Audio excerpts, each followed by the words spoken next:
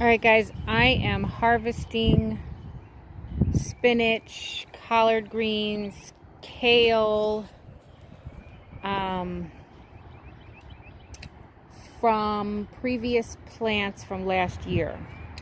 Now, these plants are trying to bolt on me. You see all these flowers? Those are lettuce. I'm going to let those go ahead and go to seed, and then I'll harvest the seed. But my collards, I want to try to prolong their life. So what I'm doing is I'm clipping off the heads that are trying to flower on those, and I'm clipping those off.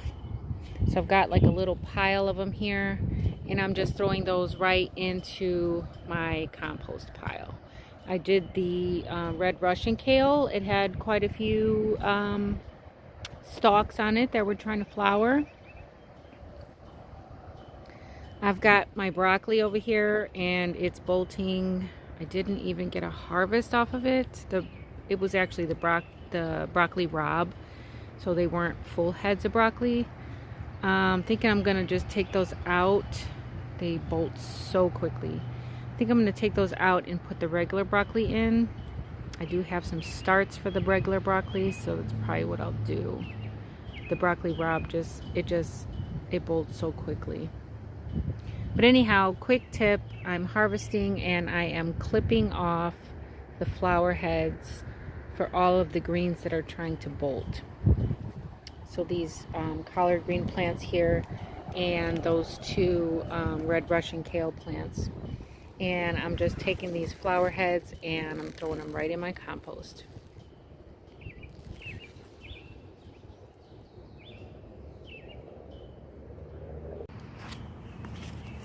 All right, so another tip when you're harvesting your greens, this is a collard green plant right here, and I have harvested all the leaves except for like 2 leaves. All right, you see that? These 2 leaves are the only 2 leaves I'm going to leave on there, and this plant will keep producing more leaves. I'm going to trim it down all the way until it's got about 2 leaves on it, and it will continue to produce. Cut and come again is the method. Now the ones that I don't want, the leaves that I don't want, I'm just going to drop those right in the bucket here, and that's called chop and drop. Now these leaves will decompose and they'll feed nutrients back into the soil. So cut and come again and chop and drop. 2 very beneficial methods. So you see here now I'm done harvesting off of these plants, and I've left about 2 leaves on each of them. This one over here, I'll probably take that last big leaf off of it, but I'm going to leave about 2 leaves on each one, and then they'll continue to produce for me. All right, over here we have the turnip greens. All right, these are all top turnips, and I grow them pretty much just for the greens. I am this year though going to use the turnips, but for right now I'm going to harvest these leaves, and I'm going to do it in the same manner. I'm going to clip off just about every leaf and just leave the smallest, newest growth on the plants. There's also some Swiss chard in here that I will harvest.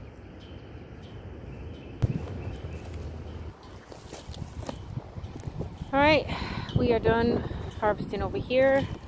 See that beautiful turnip there coming in. These are the leaves that I decided I didn't need, so I'm just going to leave those in the bed. This one can come off. So got some Swiss chard here in the middle, and then turnips on the corners and the ends. So yeah, that's my harvest bucket over there, overflowing. I did some some collards from off of these couple of plants over here. These are from last year. So that's my harvest, I think.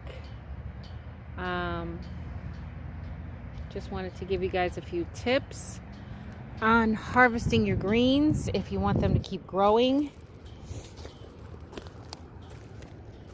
So hope you guys are having a great day, and until next time, the more you know, the more you grow. Bye guys.